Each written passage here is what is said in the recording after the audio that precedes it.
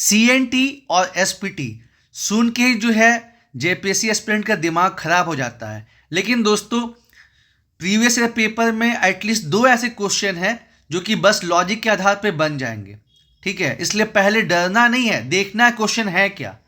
Question number 64 है कि जो इंडियन लिमिटेशन एक्ट है, भारतीय परिसीमन अधिनियम, इसके जो प्रावधान है वो सीएनटी पे कैसे लागू होंगे। तो अब देखिए 4 स्टेटमेंट में से एक आंसर है। यहाँ तो बीपीएससी वाला हिसाब किताब नहीं है कि more than one of these या नन ऑफ दीज। तो ए में दिया है आपका फुली एप्लीकेबल, ये नहीं होगा। सी में दिया है फुली नॉट एप्लीकेबल, ये भी नहीं होगा। अब बी और डी जो है लॉजिकल है।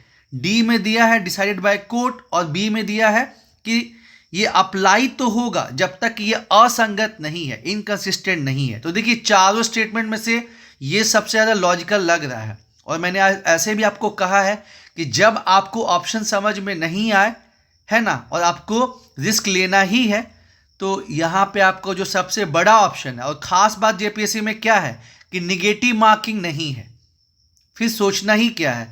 आपको समझ में नहीं आ रहा है, जो सबसे बड़ा ऑप्शन आपको दिख रहा है उसको टिक करिए। 90% केसेस में वही आंसर होगा। आगे बढ़ते हैं हम लोग। Section 139 clause number 2 clause number 7 कि अगर डीसी के खिलाफ कोई अपील हो रहा है, ठीक है, तो उसको कौन सुनेंगे, न्यायिक आयुक्त, उच्च न्यायालय, या फिर depending on money value judicial commissioner और हाई कोर्ट। तो सीधे तो हम सुप्रीम कोर्ट जा नहीं सकते दोस्तों, और जैसा मैंने आपको लॉजिक बताया सबसे लंबा ऑप्शन सी, टिक कर दीजिए। क्वेश्चन नंबर 66 जो है ये चैप्टर नंबर 1 से लिया गया है सीएनटी के। उसमें क्लियर कट लिखा गया है कि टेन्योर होल्डर में जो है मुंडारी खूंट कटीदार जो है वो नहीं आते हैं, वो एक अलग कैटेगरी है।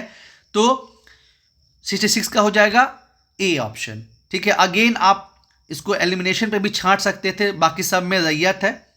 Question number 67 code of procedure code जो है वो कहाँ तक एप्लीकेबल होगा सीएनटी में, फुली एप्लीकेबल होगा, पार्शली होगा, या जो स्टेट गवर्नमेंट है वो डिसाइड करेगी जहाँ जहाँ मतलब प्रावधान नहीं है। तो अगेन जो फुल्ली वाला ऑप्शन है ए और डी नहीं होगा, बचा बी और सी।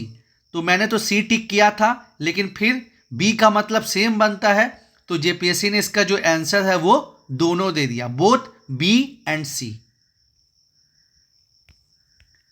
अगला क्वेश्चन जो है आपका ये बंदोबस्त से है, सेक्शन 17 से, इसका जवाब हो जाएगा सी।